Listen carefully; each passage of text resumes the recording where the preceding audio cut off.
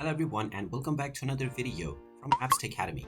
In this video, I'm going to show you how to log out from your account on the Tome app. So let's get started right away. In order to log out from the application and remove all of your saved data, open up your phone settings and then scroll down and tap on Apps. From the Apps page, use the search box to search for the Tome application.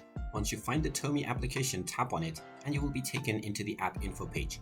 From this page, tap on Force Stop at the bottom right corner and then tap on OK to stop the app. You can then scroll down and tap on Storage. Now, from the Storage menu, tap on Clear Data at the bottom left corner and then tap on the Delete button, and this will delete all of your user data for the Tome application, which means you will be logged out from your account. After this process, when you open up the Tome AI application once again, all of your saved information as well as your cache will be cleared. And there you have it. That is how easy it is to sign out from the Tome application and clear all your data. If you find this video helpful, make sure you hit that like button and subscribe to our channel if you haven't done so already.